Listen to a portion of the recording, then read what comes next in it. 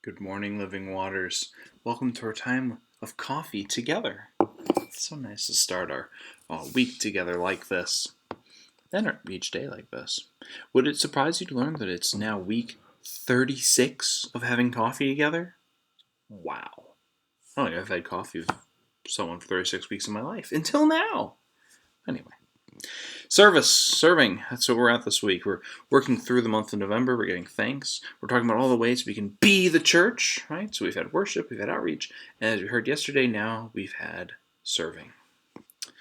And so, like we've done with the other ones, and we'll continue to do for these 5 weeks of our Be the Church campaign, it's kind of exciting because we be the church, right? It's fulfilling. Be the church in this crazy year. It's still possible. Looks different, but still possible. Serving. I can turn to 1 Samuel, chapter 12.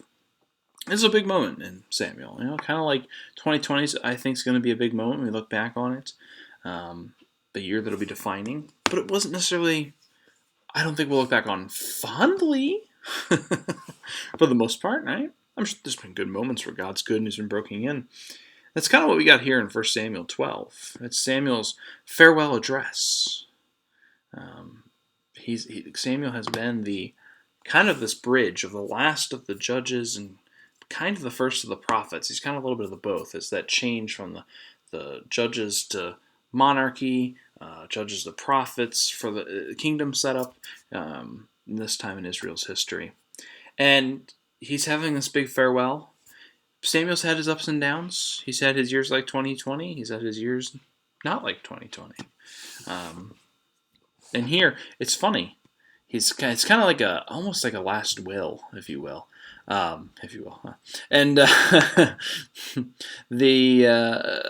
particularly, it's interesting. He's giving all these things, how to live, how God will take care of the people, care of idols, classic Bible stuff, right? But he wraps this up. Verse 23, I'm jumping all the way down there. Moreover, as for me, far be it from me that I should sin against the Lord by ceasing to pray for you. And I will instruct you in the good and right way.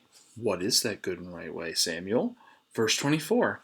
Only fear the Lord and serve Him faithfully with all of your heart, to consider the great things the Lord has done for you. And then, if you something like you'll be swept away. Nice to get a little more law in there. But it's interesting. So we have this great goodbye. This is the king. I mean, God's the kingmaker, but Samuel's the presider in this case with Saul and David. Samuel's a big deal, and his leaving is going to leave big shoes that, frankly, really aren't filled for a long time. And so it's this moment of how can the people continue to be God's people? How can they best live out their faith? Serve the Lord faithfully with all your heart. Right? This is only. This is, if all the things that he's saying, this whole speech, everything he's ever taught you, is if you only get this, Samuel's saying, serving the Lord faithfully with all your heart. For consider the good things that God has done. Right? So there's that element of thanksgiving that God has given us so much. And so we serve as a response to God's goodness and grace.